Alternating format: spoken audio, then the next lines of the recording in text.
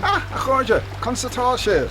Bhfuil reis ríis, Donach an seo, mar is óibh, agus inniu chum chun leir seo libh. An Mhaighdean Mhara. Ís seo, chuid cladaigh atá sí fér, sí carraigh mór, sí treis snáb isteach ón airige, grúig gáil in airí, feic mi cad a thorlóí, gus céimsáid scéal atá aici. Tá lom, agus fé míad, faoin Mhaighdean Mhara. Tá lom.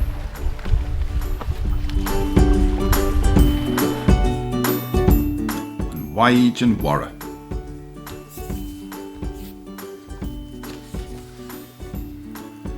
An Mhaighdean Mhara. Áine ní Dhíoraí a chóraigh an scéal, bhí Mylene ó Conor a bhaisig, agus bhí An Gúm a dailsigh. Sin sí a charraigh mór nach an a farraige. An chud grúig orthaí nach bhfuil.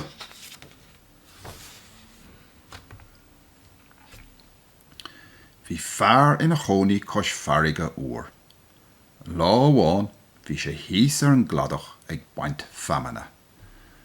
Sin áid na dagan an tíre steachta go ná an airige. Tá an tarige éis dul amach, agus is féidir leis an feaman a bhailiú agus é chuirteach sa chiseán. Sin a hiigín jazz beag hir an sin.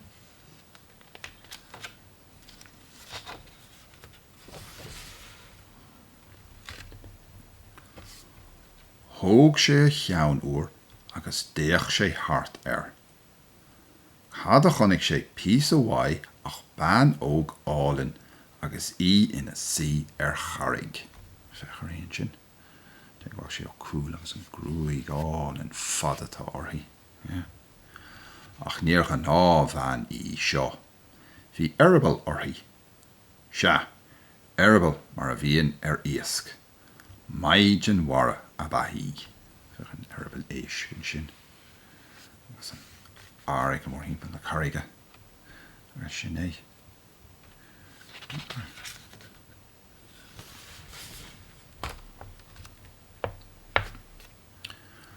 Chonig an fearr brat il na dachach ina lí lena hais. Leannig sé suas taobh hiirde agus sciúb sé an brat. As go brach leis a bhaile agus chuir sé an brat I bholach. Bhí is aige nach féadach an Mhaighdean Mhara dul a reis go dtí a muintear gan a brat. Brat mór fada, tá sé tréis sé scoa, agus tá sé rif ag reis a bhaile. Bana get as de fech, sí brenuair.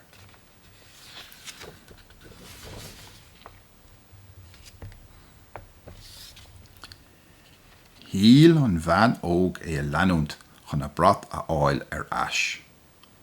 Chó lua agus a bhain a herbal leis an bhéir glas, dimig an terrible agus chonig rá chos orthaí cosúla ban ar bith eile.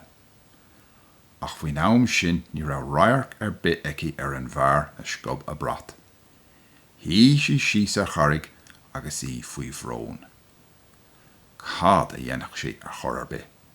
Ní éach sí aig a thuairt ar a muintear faoin bharige gan a brat. Arbal treis ahrú isteach a rá chos mar gur hiúil sí ar an bhéir.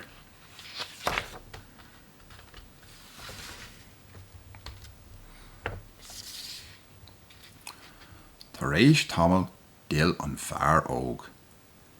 Leabhar sé go milliis mealtach leis an mean óg álinn. Dúirt sé nach bhacha sé ban chomh hálinn le riamh agus go raibh sé go mór an rá lé. Bheall sé agus bheall sé ar feathe bhád. Faoi dhearra gheall sí go bósach sí é. Bhí glindar crí ar an bhar óg. Agus é caint go maiteach lé anas go bósach sí é.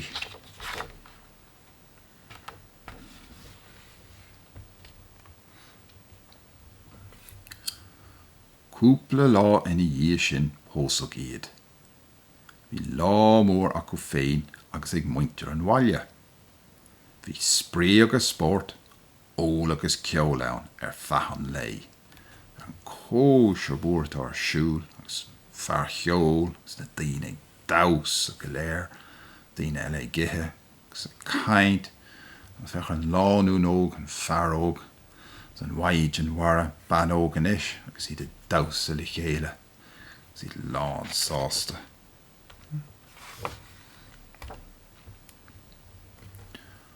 Thocraigh siad síos, agus bhí scéal sonna sásta acu.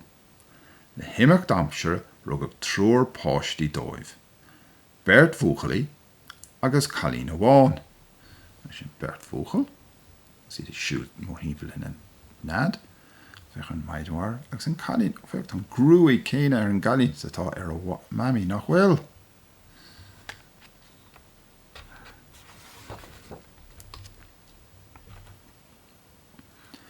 Ach bhí agla ar an bhar go bhaich a bhean an brat.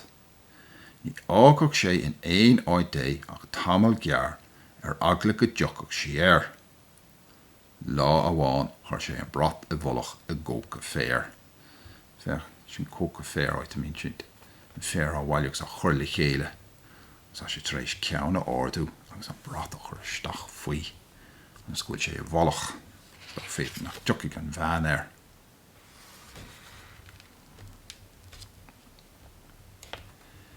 Bhí éonach ar an mhaille mór cúpla míle slí uhu an lá dar gionn. Chu an tathair ar an éonach chun bó a dhéal. Bhí spórt mór ag na páistí an lá sin. Ag rith agus ag rásaíocht agus ag sleamh nó ar na cócaí fér.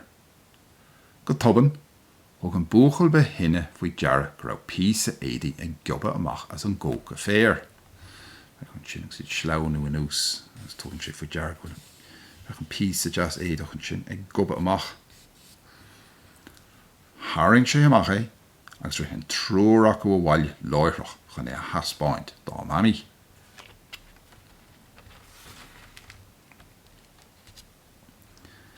Bhí áthas ar an máthair an brat a áil ar ais. Ach bhí brón orthaí freisin. Rinne sí a ddíhal an scéal a bhíonú de na páistí. Fóg sí an trúr acu a ríis agus a ríis eile agus dág sí sláán acu. An thug sí a thaidh síos I dró na farraige. Lean na páistí síos chun na trá í. Nó, sin an dad, níos dé, níos tócha.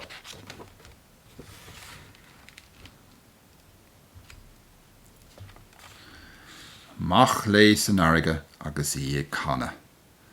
Zeg, een páistí go léir sin ag rá sláán le na mami.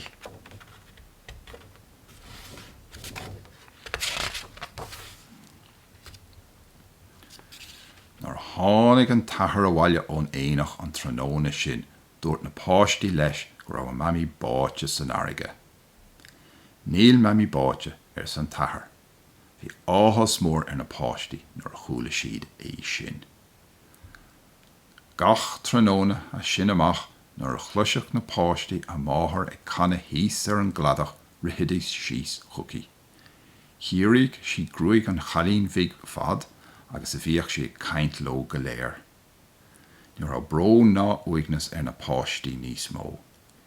Thuig siad go raibh amáthair ina Mhaighdean Mhara a ríis. Thuig siad freisin go raibh grá mór aici dóibh go léir. Agus an airbal a raiseoirí. Agus trúr páistí siad a caint le na mami. Agus tá sí círe grúigh a chalín. Agus an dad an sin ag ábhar cos cladaí.